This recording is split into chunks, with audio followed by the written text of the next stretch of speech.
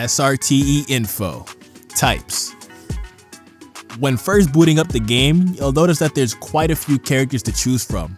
There's 31 in total if you include all of the X-Load characters. So with that many options, what makes each character different from one another?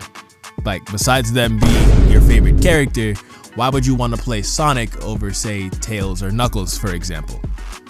In Sonic Riders, characters are categorized by one of three types.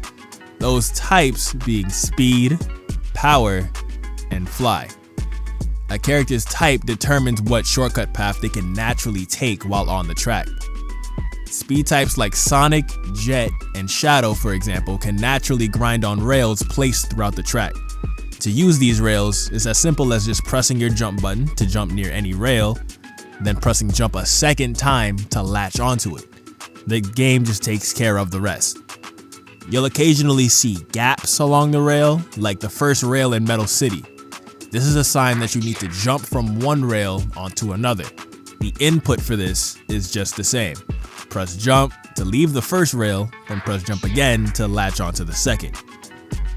You can also switch between rails very quickly by holding your boost button to fast fall as you're jumping between rails, allowing you to almost instantly transfer from one rail to the next. The easiest way to do this is as you're approaching that gap, you hold your fast fall input while on the first rail, then perform the rail switch all while holding their fast fall button. Additionally, in Tournament Edition, you have the option to expend resources to perform a rail dash, where you can boost while grinding along any rail. To execute it, simply press and hold your left trigger and your character will boost. When rail dashing, keep in mind that your hitbox is still active. This means that you're still able to hit opponents even when you're on a rail. Fly types like Tails, Wave, or Cream soar into the air using these fly hoops, accessible by utilizing designated fly ramps. To fly, you just cruise off of any of these ramps and fly state will trigger on its own. Keep in mind that there are some ramps you need to manually jump off of in order to reach a fly hoop and take off.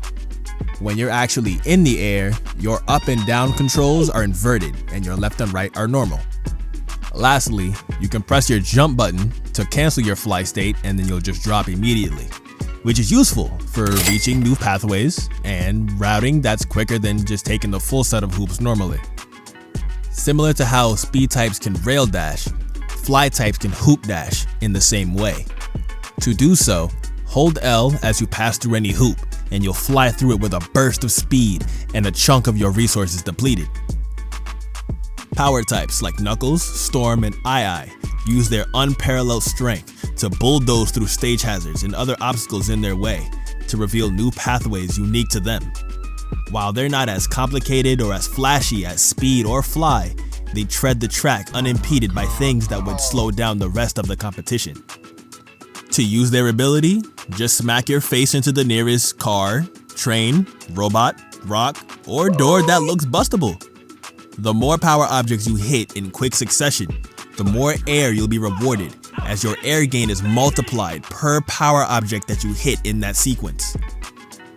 Now, what if I told you that completely new to Tournament Edition, there are some characters in the game that don't make use of any of these shortcut abilities at all? As of the making of this video, E10G and Emerald are both what we call typeless characters, or no type. While these characters don't traverse the stage the same way everyone else can, that doesn't make them obsolete or not worth using. In exchange for not having access to a type, they're given base stats higher than everyone else to compensate. Additionally, E10G is capable of using type-granting gears like Grinder, Access, Destroyer, and Omnipotence to gain a type, while Emerald isn't able to do so, as his passive ability, Gizoid Replication, or GR for short, allows him to copy types entirely when interacting with opposing players by way of being in someone's slipstream, riding in someone's turbulence, attacking a player directly, or bumping into them.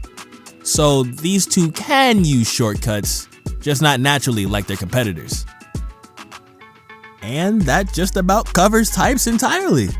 Take all of this into consideration when choosing which racer you want to take onto the track, and we'll see you out there.